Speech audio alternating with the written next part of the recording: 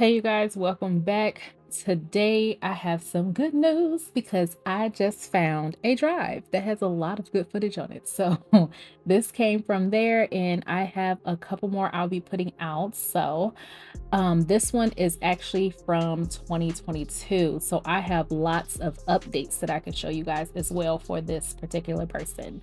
So, this is my baby girl. Yes, she decided that she wanted locks after she saw mine grow out. So we decided we were going to do locks. Now, before you guys get to tripping about product and stuff, like I said, I got updates. She hasn't had any detoxes. Her locks are perfectly fine. There's not too much foam or none of that. So before you go there, let me go ahead and cancel that out. Now, we are going to talk about sizing, why I started her this way, all of the good stuff throughout this video. And then I'm going to be quiet so that way you guys can see the rest of the video and see pretty much how it flows when you are doing a set of starters. So first off, let's talk about sizing. She wanted smaller locks. Now, she has a hair type like mine where it feels like it's thick, but really when you get some water going on it, it can swell and look thick, or you can slap the water on it and it is super slick down to your forehead type thing. That's how our hair is. And when you're getting locks, you have to account for the density of the hair when you are doing your parts. So lock to part ratio is important because as our locks double or triple in size, you want to make sure you have a big enough part to handle that lock that's going to be growing there. So otherwise it will twist and snap off, and then you got thinning locks and all of the other issues. So this is why I did this size for her, because she's also one of those people where she doesn't like to get her hair done as often. So if I am going to be going longer times without doing her retwist, I want to make sure that it's going to be okay and she's not going to have any issues. So that's why we did this part size. Now, I also started with 2-strand twists instead of doing a comb coil because it's one of the easiest ways to start and not mess them up. When you have comb coils, you got to be more delicate. You got to make sure that you aren't playing in them, because if anything snags, now you got a lock that needs to be redone. And the more you redo them, it doesn't give them time to mat. So that is why I did 2-strand twists on her. To start her locks, I had used a hydrating spray and an oil. I have them linked in the description below. I also used a foam, and that is down there as well.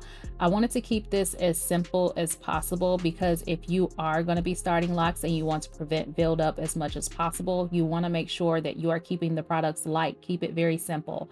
And this is great, and those products worked well together. I've been using them for years. So if you guys want to take a look at those, go ahead and jump down in the description and you can get the links to them. So when I did it, I added a little bit more foam because I want to be able to glide through her hair when I am getting ready to start her twist.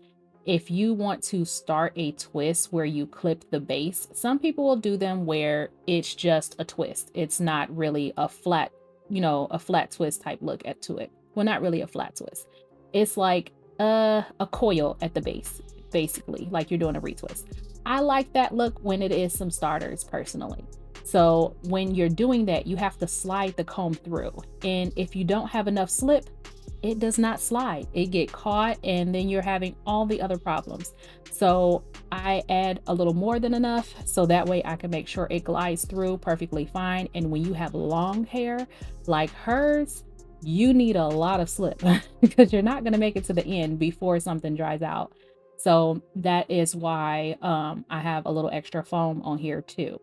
So if you guys had that issue, you probably just didn't have enough and you need a little bit more. And it's okay because it's going to evaporate and you all good. But that is pretty much it on the things I used, why I started and all of that. So I'm going to show you guys some of these updates now. So that was 2022. This is 2023. So exactly a year later for her. And they came out very pretty. I really love the size that they came to, even considering she did not get retwists as often as she should have in that first year. So this is one of those very practical type of looks that you guys can see like what to expect, because a lot of people don't go as often as they should when they are in the starter time frame. In your starter time, you want to actually go very frequently because you want to make sure that they are being shaped. So that way your lock doesn't start matting and it gets puffy, too puffy where it wasn't shaped. So now it's kind of harder for them to pull the lock in versus you going on a regular basis and then they're like a super sleek, nice cylinder. So that this is pretty much how it would end up looking.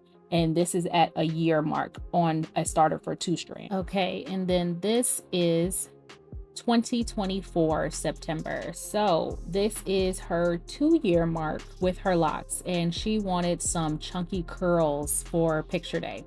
So this was some pipe cleaner curls the first day, and over time they start dropping and dropping and you get that really loose look. Now when you guys are doing those pipe cleaner curls, if you want a curl that lasts, the locks must be wet.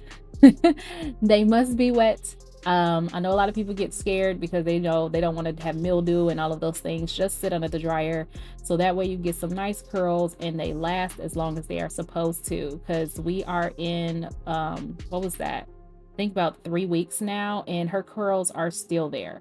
So if you want them curls to last, definitely make sure that they're wet and you let them dry all the way. So that is it for her 2024, and I love the way that they are going. If you guys want to try locks, just go for it. I know with her hair, everyone was freaking out because of how long it is. My daughter has grown her hair out very long, and we've been working with her hair since she was about 2. And I've been keeping it where it's growing and it stays long. Now, she's also been getting it cut since she was about 4. And everyone was like, wait, what? Yeah, when she reached a certain length, we started cutting it. And at first, it was like as she got older, certain lengths just wasn't fun for a kid. You know, you want to be able to play at the park and your hair not be getting caught on swings and all of that. Yeah, it was a bit much. So we kept cutting at about the bra strap length, and then I let her go to about tailbone, and then we went back up again, and then yeah.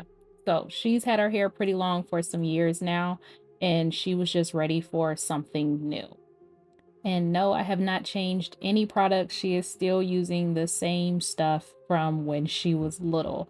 It's literally the aloe hydrating spray and the oil, and I have both of those below as well. We may have went in and did butters here or there. That's also in a list that I have down there too for different butters and things that I had used on her hair. So it's all about keeping it simple, you guys. If we're able to really know what works well with our hair, we're able to manage it a whole lot better instead of just, you know, grabbing for anything. You want to make sure that you're keeping things natural and keeping it to the point where it's easy for you to actually find out what works and what does not for your hair. If you guys have any questions, leave them down in the comments. And like I said, I'm going to go ahead and be quiet and you guys can go ahead and check out the rest of this video.